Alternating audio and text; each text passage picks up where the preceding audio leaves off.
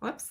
Hey, everybody. Elizabeth Nader here with the Nader Narrative, live with you again tonight. We are trying to bring you candidates every week until November 2nd, and tonight is no different. I am pleased to have with me Senator candidate for a District 3, Edward Durr. Welcome to the show. Thank you, Elizabeth. I'm glad to be here. Thank you for giving me this opportunity to speak. Absolutely. We need people to get to know you. You are running in a district that is very important. Every district is important, but in this particular case, you are running against Senator Sweeney, who is also in leadership in the Senate as well. It's an important race, Edward. So we need people to get to know who you are, why you're running, what your passion is. So let's just start with your background. Tell us about where you come from, and then tell us why you got into this race. Well, I'm a lifelong New Jersey resident. I grew up in Gloucester City, Camden County. My parents moved down here into Gloucester County when I was around 17, 18. And that's where I met my ex-wife, who is the mother of my 3 children. I was never really a big political person. I'm very blue collar. My father was a carpenter. I did carpentry. And then I gravitated into truck driving. That's what I do for a living. I'm a truck driver. Wow. And I guess what motivated me more than anything was I went for my concealed carry. And I was told flat out by the local sheriff, don't even bother. Wow. And that kind of angered me. I'm a person, like I said, I'm a truck driver, and I've been to, I would say, almost every military base running up and down the East Coast. I've been to the Pentagon. I've been to CIA. I've never been arrested, and I couldn't get a concealed carry, and that really angered me. And so I looked into what can you do to get into politics, and so I started looking about it. And I researched a little bit because like I said, I wasn't a politician, and I still don't consider myself a politician. Right. I look at myself as just a person who wants to do what is right for the people. Yeah. I just want to be a representative. So I don't really need to ask you if you're a Second Amendment supporter. I think that's probably obvious. Yes.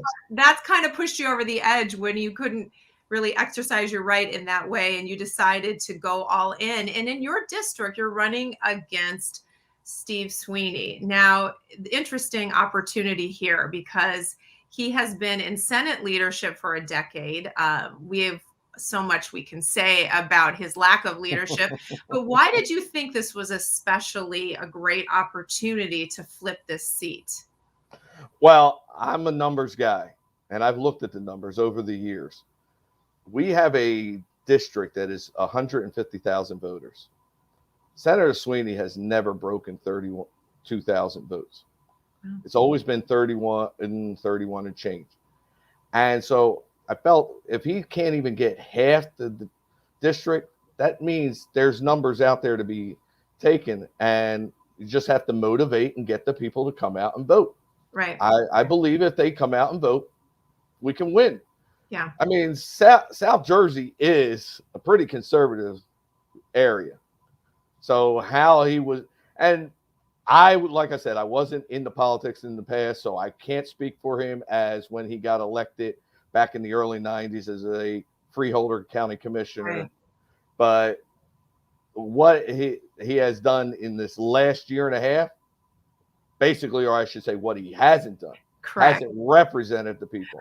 Right. He has turned his back on the people. We have no voice in Trenton right now. Yeah. Between him and Coughlin, they just signed over and gave away our voice. Yeah. We just have one person in charge, which is King Murphy. And even the Democrats would not balance that at all. So you're new to politics, which I think is so exciting. By the way, you're not alone. So many people running this year just really got to the point where they said, I've had enough. And it sounds like your point was definitely the concealed carry. But now as you look at the potential of serving in Senate, what would you advocate for when you get in there? I mean, there's so many problems, so pick one. Well, I was going to say, let's go down the list. I mean, of course, there's property tax. That is a major issue. That's all I hear is everybody wants to leave because of the property tax. Yeah. And then you have with the economy. Well, they're the businesses. We've lost 1/3 of the business due to the close, That's you know, right. the shutdowns. Right. And if we had more of a friendly business environment, I believe business would come. And Right. with businesses come jobs. And with jobs comes the economy and could lower property tax. Right. It's kind of just a symbiotic relationship. You got to have everything. Yeah. And it just seems that they don't want to do that. They Right. want to be able to control and grow the government. Yes. I could go on about so many different topics. But Well, let's talk about the last 18 months, because that is looming large in everybody's memory. What happened with the shutdown last spring, and then of course the way Murphy has handled COVID. Now, you're not running against Murphy, Jack is, but since no one else has been in leadership, the Democrats have to own what he has done or has not done. Let's go ahead and grade, in your opinion, his response to COVID and how he's managed it. well, clearly, I would give him an F. I mean, all you have to do is look at the two standouts. You have Florida's governor with DeSantis. He saw right away. He had the information and he protected his elderly. What does Murphy do? He goes and puts sick patients in with the elderly, causing over 8,000 deaths. Right. So, I mean, how does anybody see different? I mean, it happened that way. Then you have the unemployment issue. People cannot get their unemployment checks. I heard horror stories about people waiting 9 months, a year for their checks. You can't get a live person on the phone. And then the DMV, I had to go. I couldn't. Probably had to take me 3.5 months to, renew it.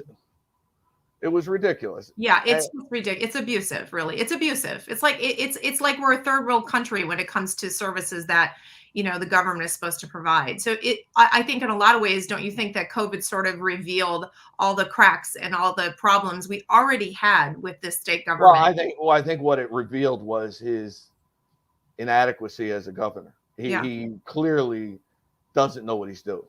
Yeah. So he exposed himself, and then there's the other issues with him about his arrogance about himself, saying that if you're a one issue voter and taxes are your issue, maybe Jersey isn't. So he's telling Jersey residents to move out because they don't like their property tax being high. Right. Really? Yeah. Like Jack said, who says that? Well, who says that? It's shocking. And, he's not a real New Jersey guy anyway, and he's got his sights somewhere else. But what's happening is no one is standing up against him, right? We aren't seeing anyone stand up against him. So where is the leadership from the Democrats? What have they done to say, you know what, we were elected, we were put in this position to represent the voices of our people in our district? And I haven't seen a lot of that in the last 18 months. Have you? There has been no representation at all in Trenton. Yeah. They made him king in March of 2020, and they crowned him in June of 21. Yep, it's true. I mean, that's the absolute truth of it. I mean, everybody made a big deal about June 3rd, but all that was the coronation. Yeah. He had already was the king. Yeah. It's true. When they passed the bill to keep his powers in place. Now, what I find interesting about your background, you're a truck driver. You're still driving, right? You're still working? Yes. Actually, I just got done working a couple hours ago. Yeah, you just got stuck, as you said, on 95 doing your route. What's so interesting about that, Edward, is that you represent the working class, you represent the blue collar, you represent the working men and women who really the Democrats used to represent or claim to do so. I have seen such a shift now between the working class men and women and also really civil rights. Don't you think that the Republicans are now the party of those two things? Absolutely. If you just look at the candidates alone here in South Jersey, in Gloucester County, you have myself, you have Beth Ann, you have Steve Paccaroni, who's a mechanic, you have Denise Gonzalez, who's an electrician. Yeah. You have Clyde Cook, who's a preacher. I mean, the versatility of our party has just grown. Yeah. And I believe we're just going to continue to grow. Yeah. And I could add to that list 10 other people. It's really encouraging to me to see that kind of variety and to see how our party is changing. I think it's incumbent on us to message that to the people. So you've been working hard, hitting the pavement, knocking on doors. There's really no other better way to do that than knock on doors. Well, it's the only way I can do it. I don't have the $1.5 million like Steve Sweeney. Yeah, well, there you go. But there's really nothing better than that genuine, authentic face-to-face. So what are you hearing besides property taxes? What are people saying to you? What are the sounds of frustration about what specific issues in this Well, state? No. you have a lot of parents. When I get to a parent's door, they're very concerned about with masking their children in school. And I feel that it should be an individual's choice, not the government's choice to tell people what they do. I am not going to sit here and tell you whether you should do this or do that. It's your personal choice of your personal safety. Everybody has to make that. But that's a good point you bring up.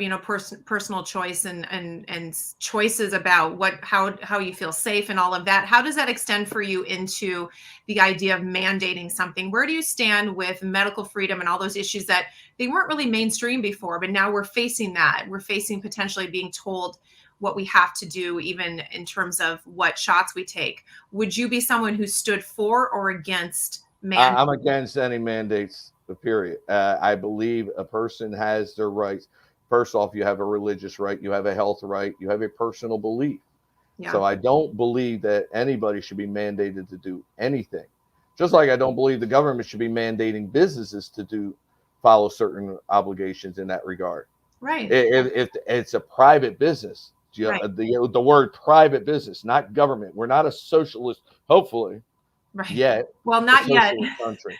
Not yet, but so, I mean, wouldn't that be interesting, Ed, if you allowed a restaurant, as an example, to decide what their capacity would be, to decide whether or not they want to ask patrons to mask up?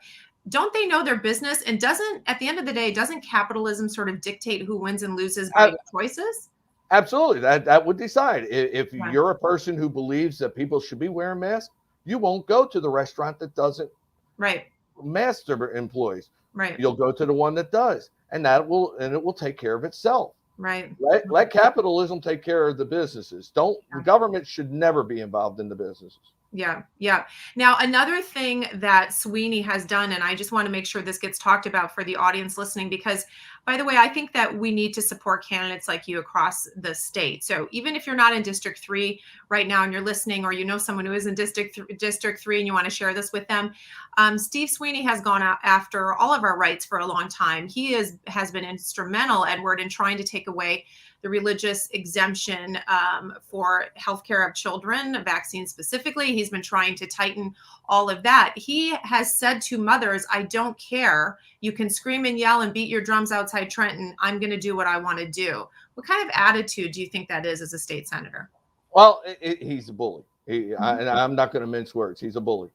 The man took one of his own senators off of a committee because he voted against Sweeney to protect the medical, he did do that. You're right. Yeah. And he took that man off. He's right now. You look at District 2, where you had the senator take a job with Chris Brown, I believe, take the job with Murphy, and it was Palestina who was chosen to take the seat. Sweeney did not swear him in. Right. Why? Because he's showing his power. There he flexes his muscle and his power, but when we ask him to do something for us, he just, acquiesces to Governor Murphy. Yeah. I've heard all those stories. I've seen things firsthand. One thing that was interesting, we were talking about before we went live, is that it's sort of known in circles that he and Murphy don't like each other. So you would think that maybe he would stand up and push back against this takeover by self-anointed King Murphy in the past 18 months. But you were saying to me, you feel like they're uniting for the election. Well, right? Absolutely. It wouldn't serve Sweeney right now to have a heated fight with Murphy. He needs to make it a happy family. Let's get through the election, then we'll duke it out. So it's kind of like my enemy is your enemy, so let's have a truce kind of thing. And that's just what I believe. I mean, I could be mistaken. I'm not the perfect person who knows everything, but right. I just know that they're working together to just get through the election. Yeah. Yeah. So really this is about get out the vote. And I think that's what we need people to hear tonight is the potential to put someone like you in office who represents the interests of the people is really all about getting people to show up at the polls. Now, having said that, last year was a bit of a mess with mail-in voting. And now this year we have early voting and we have absentee ballots and we have counties buying new equipment. Are you concerned at all about the integrity Well, of the vote? It's out of my hands. The only thing I can do is energize people to vote. Yeah. I don't have any control on the machines or the mail-in or Of anything. course, right. We are just going to. Oh. It's basically as they say, you got to play by the rules that Hey, they set. Edward, look at this. I have a surprise. Hang on. Look at who's here. Hey, Jack. Hey, how's one of my favorite Senate candidates doing? I'm enjoying the night there, sir. Surprise. Looks like you're busy. Well, Surprise, Elizabeth, I know you already know this, but this is the guy that's going to beat Steve Sweeney. Well, that's why I had to ask you to jump on. And I see this familiar background. It's like the Jack Chat background, which is great. We always get that. You're constantly in the car. You're working really hard. But yeah, I wanted to surprise Edward tonight. Jack, thank you for taking 5 You surprised me. Well, I love Elizabeth, it. yeah, thank you for making it happen, Elizabeth. I think it's great that you're giving our legislative candidates up and down the state the kind of exposure they deserve. So thank you for all that you do for Republicans.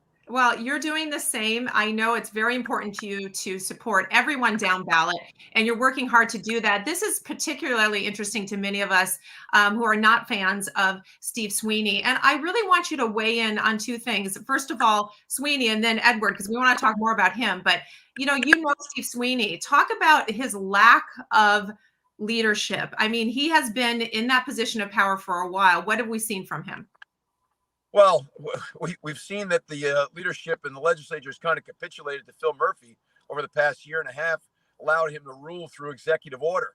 And we've all been terribly surprised by that. The legislature is an equal branch of government. I think there's a great advantage in me coming from the legislature because you understand you have to work in partnership with them. But they just laid down over the past year and a half, and that's been terribly disappointing to all of us. And we've also seen Steve post some bills that really go against our grain here in New Jersey, take away our freedoms. And certainly medical freedom is one of those things that I know you're very passionate about, Elizabeth. So listen, change is good. And we need change here in New Jersey. And I keep reminding New Jerseyans, give yourself something you haven't given yourself in 30 years. A Republican governor with a Republican majority in the state legislature. Let us show you what we can do. I guarantee you, you'll be happy with your quality of life. Wow, wouldn't that be so exciting? And Edward is one of the keys to that. Tell us what you like about Edward running for this position. No fear. No fear. Ed's out there and he's working hard every single day. He's conservative and he's seen up close and personal, having lived in that district for so long, what Democratic leadership has done. And as a member of the South Jersey community, he has seen how that community has been forgotten over the years in a number of different ways. So Ed's the perfect man at the perfect time, and I'm excited to have him on the ballot with me this year. Jack, thank you so much. Edward, you want to say something to Jack before we let him get back to, who knows, he's probably got 3 more events tonight. Well, I'm looking forward to seeing him tomorrow night at his town hall here in Gloucester County. Awesome. All right. Well, I look forward to seeing you too. And this worked out great, Elizabeth. We're in between events, going from Union County to Somerset County. And another day on the trail. We'll just continue to grind it out and carve out that win that we're all looking forward to on November 2nd. Yep, we've got to work hard. We've got to work hard together. Edward's working hard. Jack, you're working so hard. So thank you for coming on and sharing that support. And we just want everyone, even if they're not in District 3, to understand, Jack's race obviously is critical. Edward's race is so important. We've all got to band together. Jack, thank you so much. Okay, guys. Thank you. Have a good night. Bye. Okay, there you go. Boy, you got me good. I wanted to surprise you. And, he has mentioned many times, I've heard him say how important your race is and, how he's really believing that you can do this and he wants people to step in and support. So, Edward, here's the thing. How do people help? Because I would like not only for District 3 people to understand, that they need to go door knocking if they can. contribute, but also people from other districts, because you being able to get the vote out and get your message out could really change things in Trenton for us. So how do people find out more about your events, your website? What do you have? Well, my website's www.3d4nj.com. I'm also on Facebook. You can find it's just under my name, Edward Durr, and also under Change for LD3. We have a separate website for our 3 candidates, for my 2 assembly candidates, Beth Ann McCarthy Patrick and Beth Sawyer. That's what we need. We need door knockers, we need phone callers, and of course, always a donation would always help. Yep. And guys, this is really possible. It really is just about messaging and getting out to people and letting them get to know who Edward is. He stands for what they stand for. And if we get enough people to pay attention and show up to vote this fall, we can pull this off. Edward, I really believe we can. It's an important race. And I want to thank you for you being willing to do this as a citizen. It's not glamorous. It's not easy. No, it's not. It takes a lot of doing. I have a fond respect for candidates who've ran before. It takes a lot of energy and time. Yep, it does. It definitely does. So thank you for doing it on behalf of all of us, because you winning makes the entire state that much stronger. So Edward, thank you. Best of luck to you. Stay in touch, and everybody check him out. Find out where he's going to be and volunteer, send money, do whatever you can to support him. Best of luck to you, Edward. Thank you very much, Elizabeth. Have a good night. Absolutely. Guys, we'll see you next week. Have a great night.